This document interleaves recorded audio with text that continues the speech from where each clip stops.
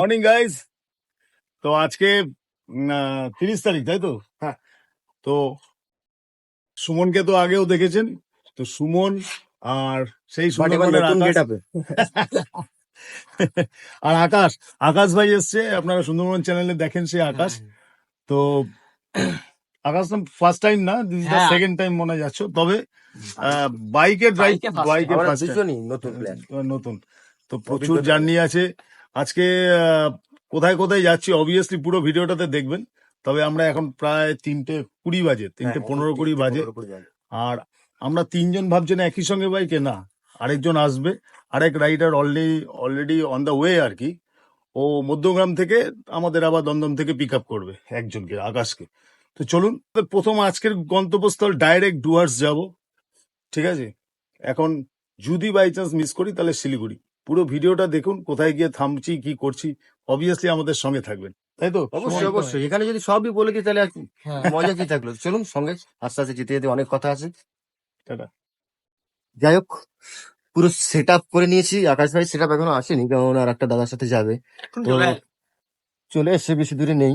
তো আমরা কিন্তু আজকে বার হচ্ছি আবারও পাহাড়ের দিকে, একটু উপরের দিকে যাবো, বা তরাই ওখানে অঞ্চল আছে কিছু কিছু জায়গা। আমি যাবো লাভা লেলেগাঁও। ওই হ্যাঁ, ডুয়ার্স, লাভা লেলেগাঁও, বিভিন্ন জায়গায় আছি। তো আজকে তিনজন, আগের বার অ্যাকচুয়ালি বলেছিলাম তো, এদের মধ্যে কেউ আসেনি, কাজ ছিল সবারই। তো আজকে আকাশ ভাইকে পেলাম সঙ্গে, ঠিক আছে, আমি আছি আর দাদা আছে, পুরনো অভিজ্ঞ লোক। তো আজ কিন্তু বাইক রাইডিং এ যাচ্ছি, একটু অন্য অভিজ্ঞতা হবে, আশা করি ভালো হবে। তো চলো আস্তে আস্তে এগোনো যাক। এখন সময় ওই ধরো 3:30 বাজে না, অলরেডি আধা ঘন্টা লেট এখন। তো অ্যাকচুয়ালি আমার বাইক রাইডিং এর অভিজ্ঞতা নেই, আমারও নেই, আকাশেরও নেই। পুরো first দাদা time। তো প্রায় সময় বাইক রাইডিং করে থাকে, তো একটা নতুন কিছু উপহার দিতে হয়তো চলেছে আপনাদের। তো চলো দেখা হচ্ছে রোডে গিয়ে আবারও। যাই হোক, রাস্তা আস্তে আস্তে কিন্তু দাদার সাথে দেখা গেল। দাদা, তোমার নাম কি? উৎসব। উৎসব। তো উৎসব তাকে পেয়ে গেছি সঙ্গে। বিভিন্ন অভিজ্ঞ লোক আছে, আগে রাইডিং করেছে বিভিন্ন জায়গায়। তো this is the first time কিন্তু আমরা যাচ্ছি, আমি আকাশ ভাই। তো আশা করি বেশ ভালো একটা অভিজ্ঞতা হতে চলেছে। তো আর দেরি করবো না, বুঝতে পারছো, যত সকাল সকাল যতটা দূর কভার করা যায়। তো চলো নাকি বেরোনো যাক? চলো। মেন হাই রোড ধরছি আমি, এটা 64 পড়ে যাবে, NH12, এরপরে NH34 ধরবো। চলো চলো।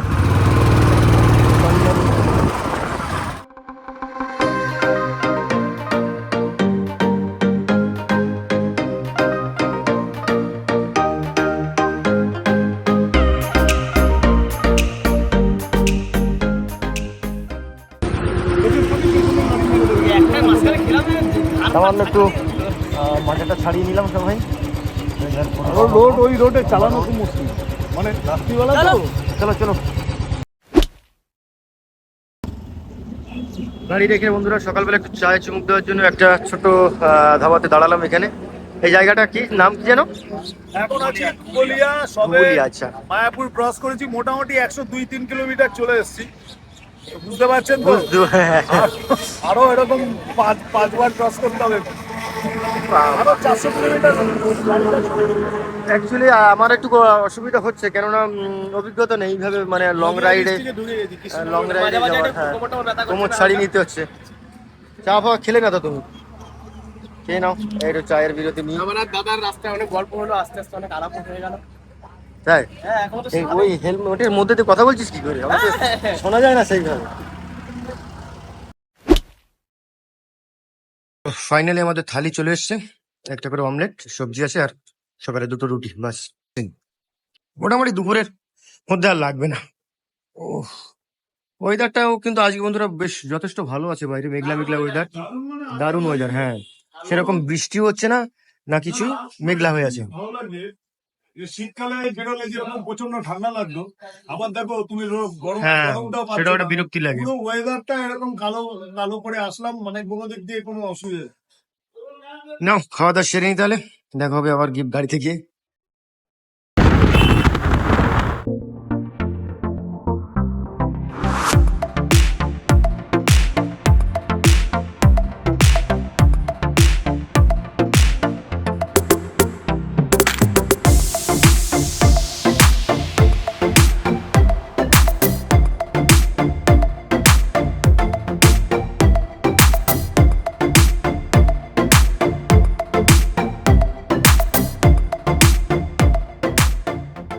তো এখন 1:47 প্রায় 1:45 বাজে। হ্যাঁ, তো আপনি কিছুটা দাঁড়াতেই আসছি, আর দেখতেই পাচ্ছেন পুরো মেন রোডে বসে পড়েছি আর কি। তো আমাদের জীবনটাই এরকম, যখন যেখানে হয় সেখানেই বসে পড়ি, আবার একটু রেস্ট, আর ম্যাক্স টু ম্যাক্স 3:30 পৌনে 4টের মধ্যে আশা করছি ঢুকে যাবো শিলিগুড়ি। আর মেন যে গন্তব্য মূর্তি মানে চালসা, যেখানে আমাদের স্টে করার কথা, সেটা তো আশা তো করছি বিকালবেলার মধ্যে ঢুকে যাবো একদম ডাইরেক্ট। তো এই মুহূর্তে আমরা দুপুরের খাবার খেতে একটা ধাবায় ঢুকেছি। এখানে বাঙালি স্টাইলে সব রকম খাবারই আছে।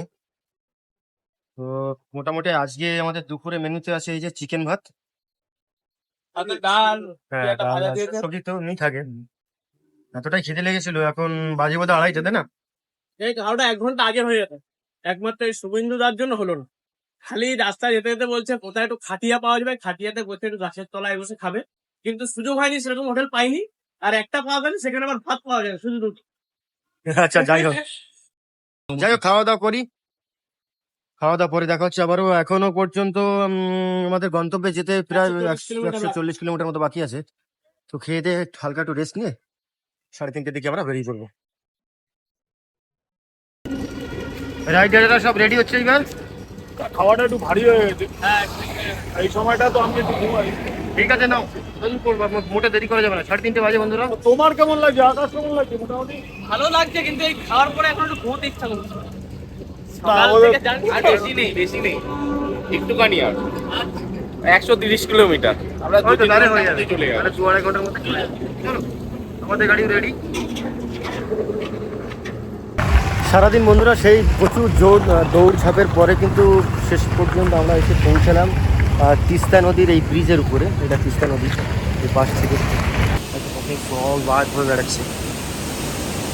পুরো তিস্তার মাঝ বরাবর আছি আমরা। ওই শুভেন্দুদার আমাদের আকাশ ভাইয়ের সামনে আছি, বাদ বাকি দাদা ওই গাড়ি নিয়ে এগোচ্ছে, আর আমি একটু নামলাম এখানটায়, কেননা তিস্তার নাম শুনেছি কোনোদিন, এখন আর পরে আসা হবে কিনা ঠিক নেই, তাই একটু দেখে যাই এসব ব্রিজগুলো।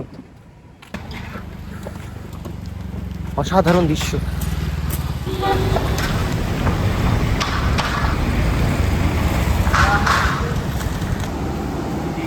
আমরা তো থাকি নোনা জল এলাকায়, সুন্দরবনে। আচ্ছা, এই জলটাই বাট এই জলটা হচ্ছে মিষ্টি জল, আর এটা ওই হ্যাঁ তিস্তা তোরসা নর্মদা পদ্মা সব সব প্রায় একসাথে কানেক্টেড আর কি। এই মিষ্টি জলটাই যাচ্ছে। হ্যাঁ, এগুলোই যাচ্ছে ঘুরে ঘুরে বিভিন্ন জায়গা দিয়ে। যাই বলো, মুখটা একদম ফ্রেশ হয়ে গেল বিকালবেলা এই জিনিসটা দেখে। আর একটুখানি পরে তো আমরা চলে যাবো আমাদের হ্যাঁ, সামনে রাস্তা যেখানে গেট খোলা আছে সেখানটায়। চলো, সেখানটায় ভালো হবে। চলো দেখে আসি। হ্যাঁ, আমরা হেঁটে হেঁটে সামনের দিকে যাই। সামনে শুধুমাত্র 2টো গেট খোলা, তাই জলের স্রোতে। হ্যাঁ, ওই যে সামনে প্রত্যেকটা একটা করে গেট। প্রত্যেকটা একটা করে গেট, বললো 2টো গেট খোলা, তাই স্রোত এই জল। হ্যাঁ হ্যাঁ,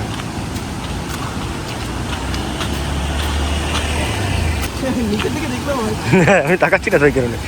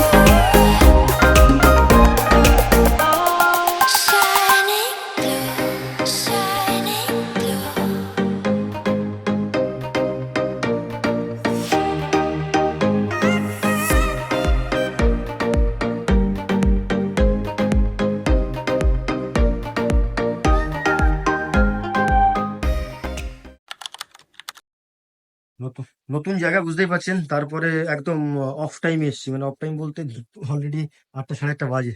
তো অনেক খোঁজাখুঁজির পরে বন্ধুরা একটা রুম পাওয়া গেছে বেশ কম রেটেই। তো রুমটা একবার দেখবো ভেতরে, আমরা সব ভিতরে ঢুকে গেছে, আমি ছিলাম বাইরে। খারাপ না? বাহ, সুনিদা কেমন রুম?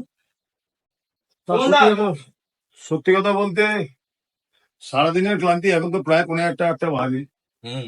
হ্যাঁ, তবে লোকাল একজন যা মিথ্যা কথা বলবো না, লোকাল একজনকে একটু বুদ্ধি করে জিজ্ঞেস করলাম, একদম ইয়ং ছেলে, কিছুক্ষণ আগে হয়তো মেবি আপনাদের পরিচয় করাতে পারি, হয়তো এখানকার ছেলে, আমরা চিনিও না কিন্তু সরকারি চাকরি করে।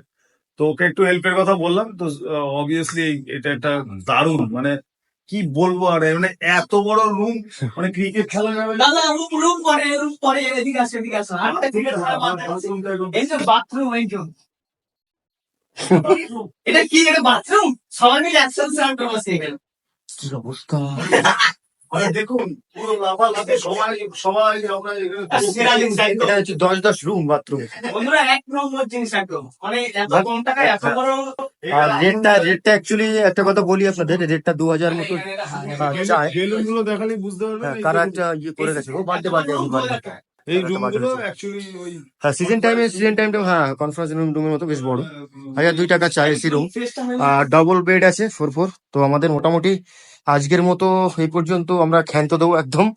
আর অ্যাকচুয়ালি হাত মানে ভিডিও করতে পারবো না, কেননা প্রচন্ড টায়ার্ড সবাই। ব্রিটিশ ব্যাপার হোটেলের নাম্বারটা ডেসক্রিপশনে। হ্যাঁ,